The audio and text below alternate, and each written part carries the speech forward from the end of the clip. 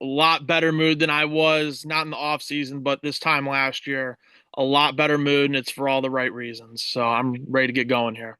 So you know this because me and you, we sort of talked about it in the off season, but not really.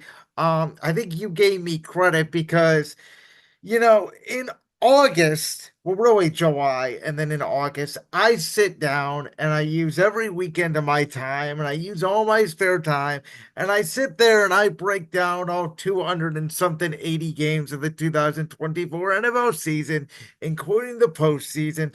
I make my predictions and I take into account, new coaching, new players, the draft, free agency, last year's team, the schedule. I take everything into account. And I feel like I was one of only a few people, local, national media, whatever, to actually give your Commanders some credit. Um, if you recall, I did pick the Commanders to be a wild card team at 9-8, which I thought was very fair going into the year. I thought Jayden Daniels was the right pick at number two. I thought Cliff Kingsbury was a home run hire at offensive coordinator. Like I just thought new owner, new ownership, new quarterback, everything's new.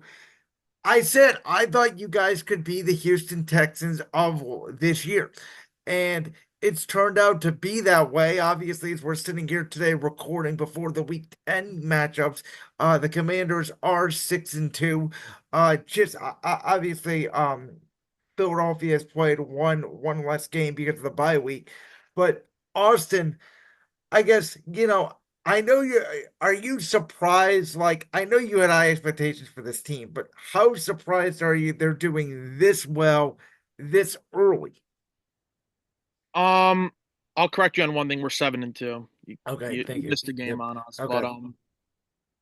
I feel like this is a dream because I never expected them to be 7-2. I expected them to show fight, sure, but 7 wins, 2 losses through 9 weeks is. I mean, I'm speechless with the job that Adam Peters has done, with the job that Dan Quinn has done, with the job the entire coaching staff has done, and the most important puzzle piece that obviously came out of all this is you hit the nail on the head with the number 2 overall pick. Chicago passed on him. You get Jayden Daniels, who you have said publicly was number 1 on your board. And I'm not going to sit here and glaze Jayden Daniels to world's end because we know that Jayden Daniels is probably winning Rookie of the Year. But you've hit the nail on the head with the franchise quarterback. He might have been on the older side, but sure. It all starts with quarterback play. You've said it for years that this team was a quarterback away. They now have that. They have quarterback stability. They have a guy who doesn't turn the ball over, and they have a guy who is the most poised rookie I've ever seen in the pocket in a long, long time. And I think that when you have the quarterback, the rest of the pieces will fall in place. And it's certainly been that way. Give a lot of credit to Cliff Kingsbury. He's drawn up immaculate offensive play schemes, something that Eric Bieniemy and Scott Turner couldn't do in years prior. And it just seems like, and again, I'm going to kind of go back to what you said the last time we met. Dan Quinn knows he has to get these hires right. He knows it. He knew the situation he was going into. And Dan Quinn, he may have not been the most flashy name on the market like a Ben Johnson or a Mike McDonald, or I'll even throw Raheem Morris in there. But he was a guy who's known how to become a head coach in this league. And he's learned from that first trial run that he had in Atlanta, and it's showing off. He'll probably win coach of the year. Sure, you've turned a franchise that was a laughing stock for my 24 years of life into what it is now.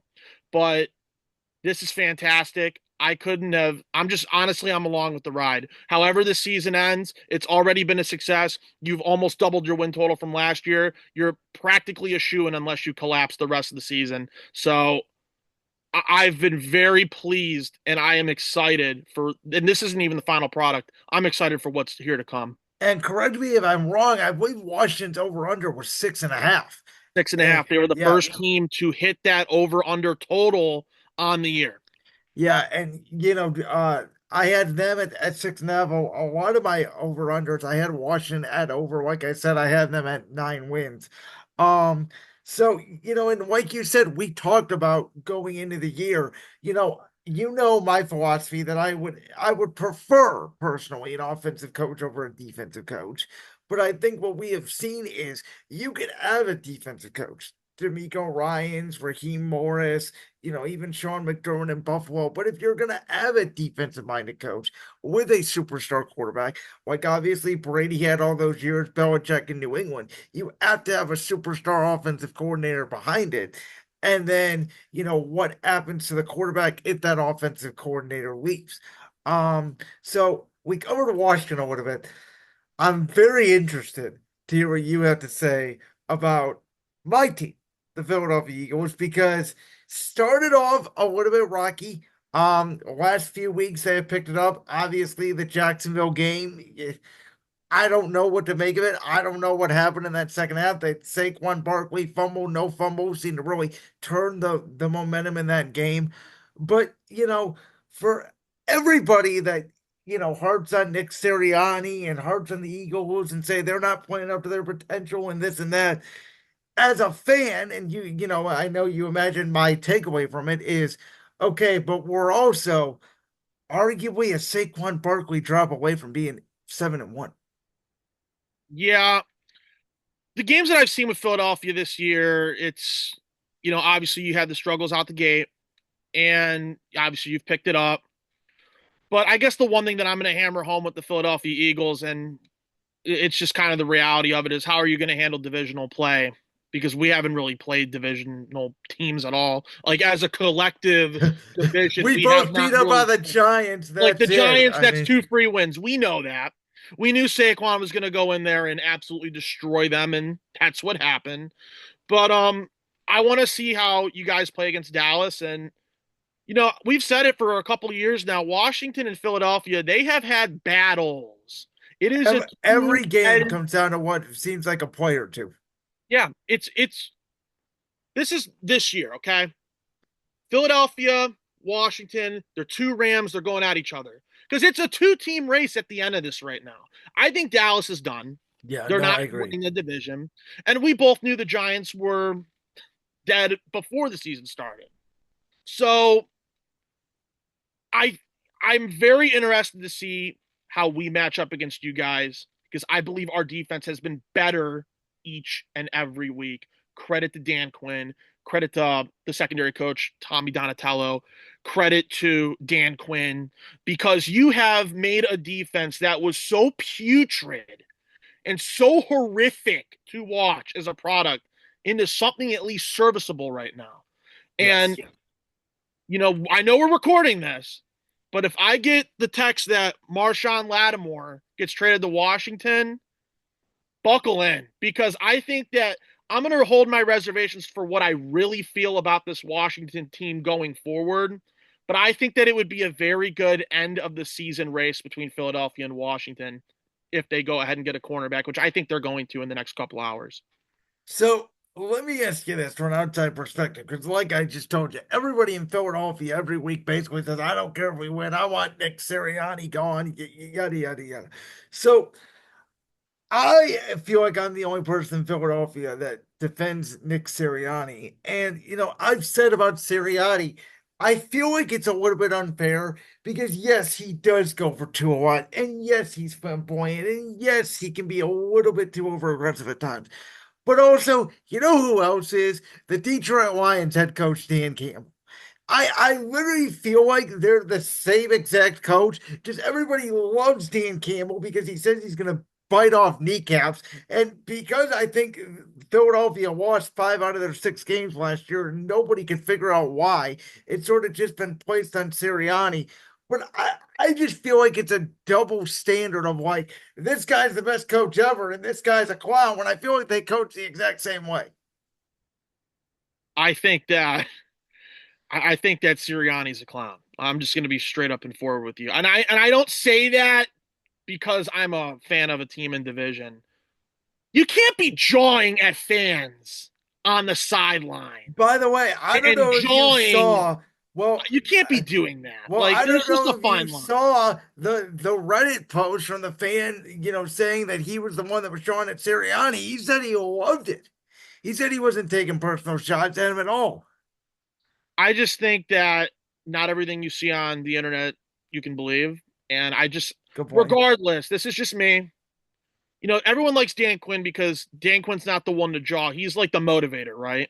He's the motivator that tries to get his team up and going each and every week. And yes, I do believe that there are a lot of similarities between Sirianni and Campbell. I just think in the end, everybody likes Dan Campbell because number one, Detroit's been bad for a long, long time, and he's like the only thing that they've really had to hold onto as a city for the past couple seasons now. And he just feels like he's again, like Sirianni embodies what it is to be someone from Philadelphia, hard nosed guy, wears his emotions on his sleeve. But again, like I just can't help to see the reports that I always see with Sirianni and Jalen Hurts having disagreements and Sirianni having these hard discussions with the team about how to play and this and that. I feel like the media has really spun it around on him, but again, when you're jawing at fans during the game and you're yelling back at them and you're doing all this other hoopla and rah rah stuff, it's like, dude, coach a game. You can do that maybe after, but during, I just, I'm not even shocked at all. I'm just not. So, to your point, when we take a look at this obviously Eagles Commanders matchup, I think both teams are very similarly built.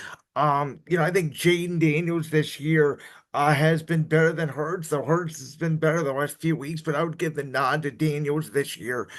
From my perspective, I think the game just comes down to, offensive and defensive line play. Can that Philadelphia offensive line, can they give Jalen Hurts enough protection? If AJ Brown is going to be in that game, because that's been a significant factor. I don't even know yet at this time if he's going to play against Dallas.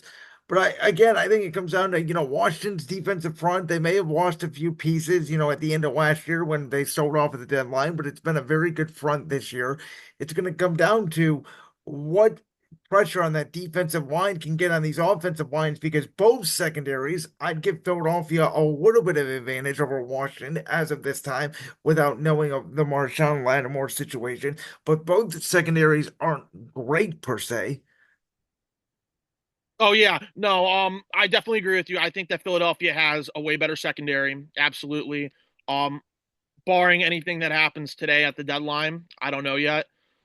Fingers crossed that we do get some Marshon Lattimore news here soon. But I do believe that Philadelphia has the edge when it comes to the secondary. When it comes to linebacker play, I believe that Washington has the edge. Frankie Louvu's been an absolute he's been a force. This guy came from Carolina. He signed a 3-year deal. This dude has been he is the energy of the defense. He is the guy that everyone really radiates off of in terms of play. And Frankie Louvu, he has just been so freaking good. And just not even seeing this linebacker play from when you had Jack Del Rio and Ron Rivera, former linebackers, coaching up their linebackers. It's like Ken Norton Jr. has already done more than they have done in 4 years. So it is what it is. And you got Bobby Wagner on there too, who's another leader. Even though he's 34 years old, Bobby Wagner's a first ballot Hall of Famer, however you want to slice it up. So I think that I would give the edge to Washington when it comes down to the linebacker play. I think both D lines are very similarly constructed. Jalen Carter, very good player. I don't know how he's been this year. Obviously, you've watched all the games, so you can kind of There, elaborate with Jalen Carter and that defensive line a little more. But Washington, with John Allen going down week 6, um, obviously it sucks because I really wanted this to be like players like John Allen, Deron Payne, Terry McLaurin. We can get into that later, but they deserve a season like what they're having right now because they've been through the hard times and the trials and tribulations of this franchise from the Dan Snyder era. But back to the main point here, the defensive line for Washington is now younger. They've been better the past couple of weeks. Jerzon Newton, your second round pick, who was a projected first round pick, he's starting to play better now because he's getting more snaps. And I think over time, I kind of view the D line for Washington as you look at the Dan Quinn systematic play that they had in Dallas. Dante Fowler Jr. is having an amazing year. He came from Dallas. Cleveland Farrell, he's a budget guy, but he's having a good year because he knew the coaching staff with Daryl Tapp in San Francisco. I mean, you look at the coaching, and that's kind of why this defense is playing better now. It's because of the coaching. And obviously, I think that Philadelphia has a little better of a D line, because of name brand, namesake.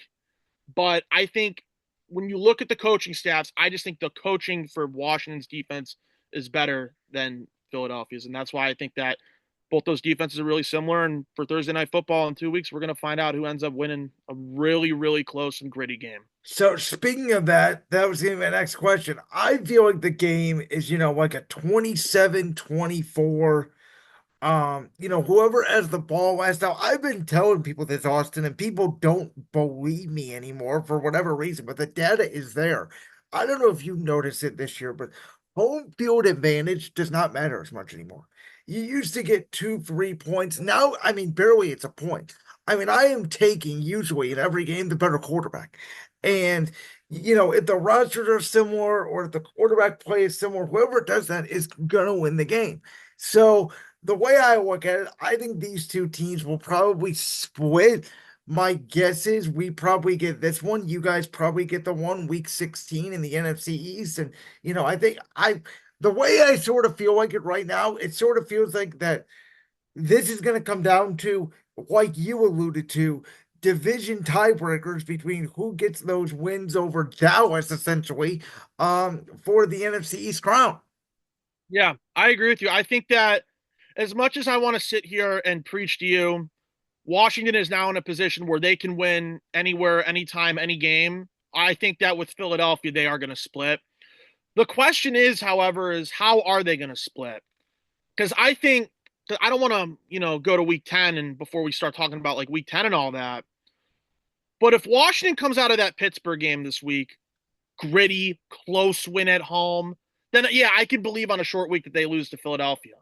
But if they lose that game at home, I don't think they go into Philadelphia and lose. That's just how I look at it because you don't want to lose two in a row in this division. You don't want to lose two in a row in general because of where you are. This is the most important 2 game stretch for the Washington Commanders this season because we're going to find out if they're really pretenders or are they just that damn good. No, that's a good point. But I think the data too, Thursday night football, I go back and forth on it all the time. The data this year is telling you though, home teams and favorites are covering. I think there's 1 or 2 weeks that hasn't happened, but it's been a significant team advantage that way. But if it's been a close game, it's been home team and just at home on short rest. Yeah, I mean, you'll have the crowd behind you, and I know it hasn't mattered as much in recent years, and especially this year because teams are just being coached better to kind of find ways to win on the road and have more Absolutely. discipline. So I got to give credit to the players and coaches for that one. But I don't know.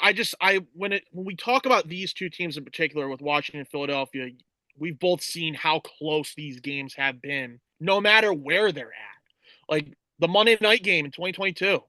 No one thought Washington was going to win. Yeah. They did, and they gave Philadelphia their first loss on the year.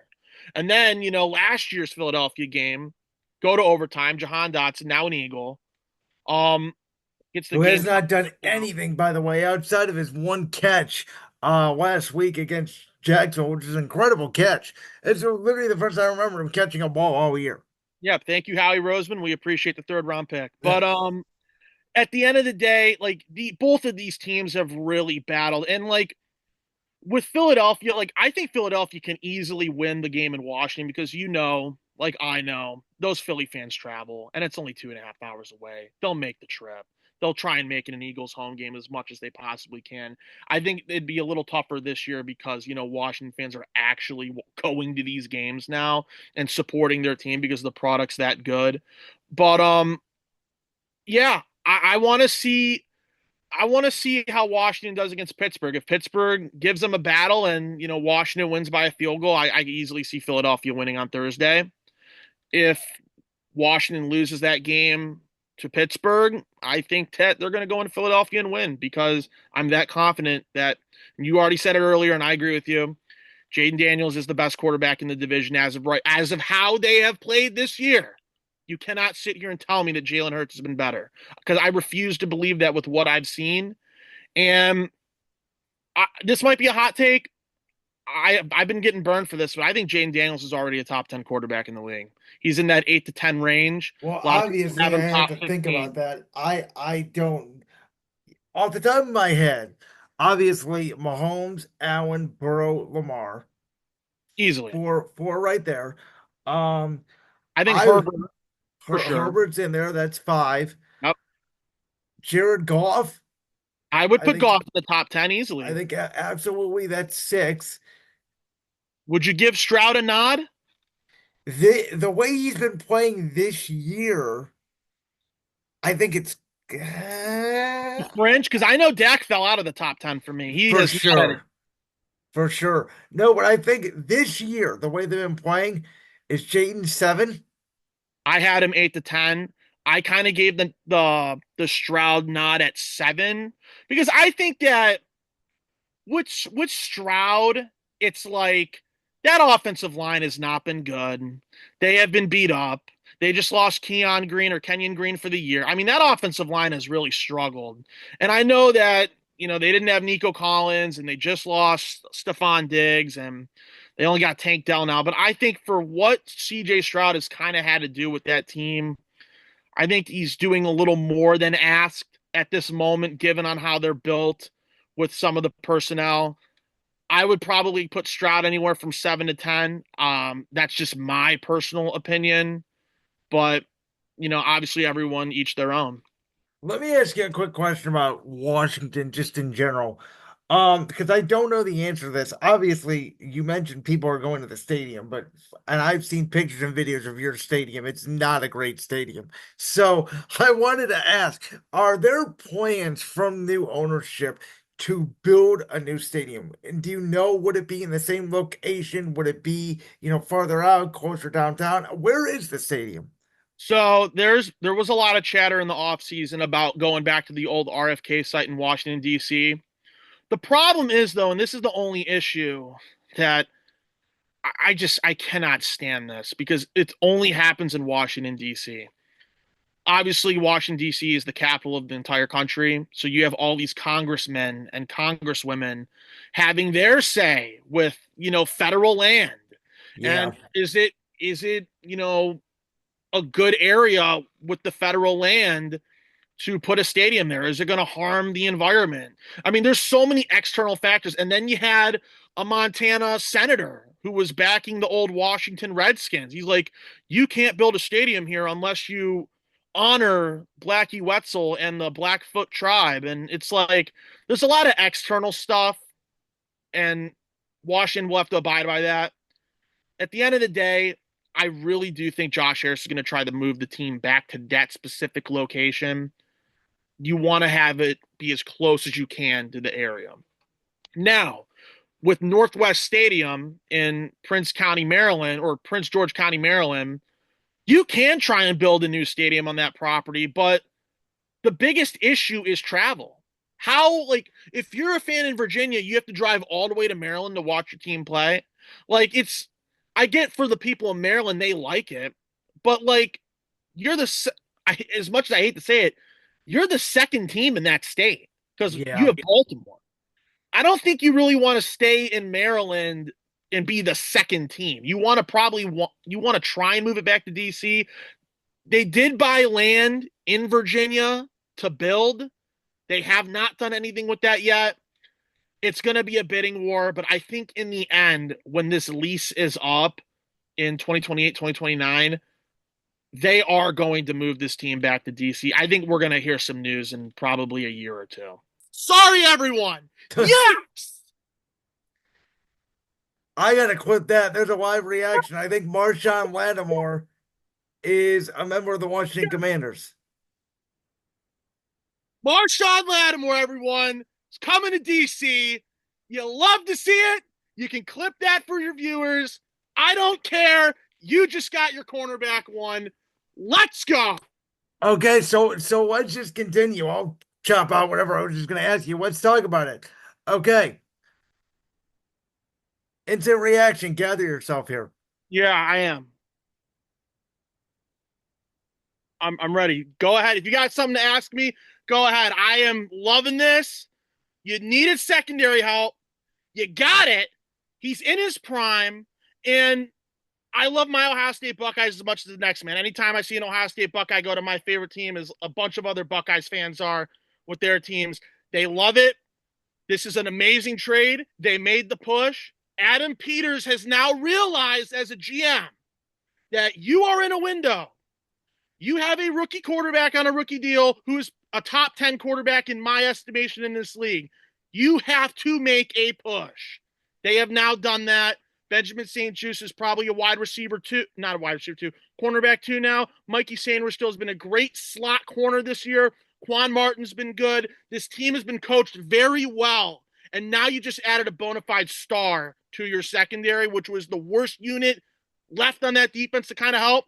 Maybe you get an edge rusher of some sort by 4 o'clock. Amazing, awesome trade. That's what I'm talking about. This team is so back. They're so ready to go. So with that trade that was just made, and again, at the time we are recording when it happened, so we don't know exactly the compensation. I would guess maybe a second or a third round pick. I'm checking it right now. It's some sort of draft pick. I have a feeling it is a very high day two pick, Okay. probably a high third. I'm thinking high third. I honestly think, Brandon, that third that we got in the deal with John Dodson. Jahan Dotson, excuse me. I think that pick is being packaged in this deal. So with that Marshon Lattimore trade now, and assuming if the Commanders don't make any more deals, does that change your expectations for the team? Do you now feel like, playoffs or bust, maybe because Philly's in the NFC East right there, but do you feel like now it is Commanders should win this NFC East? You never want to say should because Philly's a good team. And I think that we are going to see some fight down the line. Like I'm being completely honest. We said it earlier, I'll say it again, I'll emphasize it. It's going to be Philly and Washington at the end of this thing. These are the two teams that are going to butt heads, and these two games, week 11, week 16, those are going to be the games that could swing the division. But with how Washington's schedule is down the rest of the line, playing teams like New Orleans, which I'll be at that game in December. I'm going down there for a trip. So you got New Orleans, you got Dallas 2 times. Dallas is beat up. You're not going to play Dak in week 12. He's on IR. You got Tennessee week 13. That's a win. Um, it's looking like that the Commanders, they got a shot and it's real. Look at It's this man's face. This is a man that's been tortured. He won the division in 2020 because it was the worst, probably, division we've ever seen in our lives. That was the Alex um, Smith team. And then Mega Heineke comes in against the Tampa Bay Buccaneers in a close game in that wild card. But yeah, this is the best. I honestly, a lot of people compared this Jayden Daniels sort of rise to RG3, but I told people, like, I remember that season well. The former Redskins team, you guys started 3-6 and won seven in a row, and it was just like on a heater, and not obviously a fan of the team. I never felt like it was that sustainable to be, and neither did Coach Shanahan, obviously, because he wanted to move forward with Kirk Cousins. So, this is the best Commanders team that I know I've seen in my lifetime. Sucks for me as an Eagles fan because the Commanders have always been a punching bag. But you know what? I've always respected you guys more than the Giants and way more than Dallas. So, I knew this day would come one day. I thought Dan Schneider would never give up the team and I could just live in happiness for 10 more years, but that did not happen. And now the Commanders are here for real and they're here to stay, I think. I have never in my 24 years seen a good product. This is my favorite sports team out of all four teams I cheer for. I love football to the core. Like without football, I don't know where I'd be as just a person because I played it my entire life and I played it 1 year in college before meeting you guys at Kent State. What did you play? I was an offensive guard and defensive tackle in high Okay. school. Then I was defensive tackle at a small D3 in Muskingum University. Left Muskingum, and obviously I went to Kent State because I wanted to pursue Yeah. better opportunities. But it's awesome when Josh Harris got this team and Dan Snyder sold.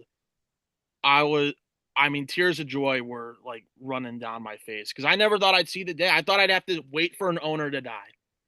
and then he sold. And Josh Harris in 2 years now has made this team from a punching bag and a laughing stock to what they were in the 80s, a force.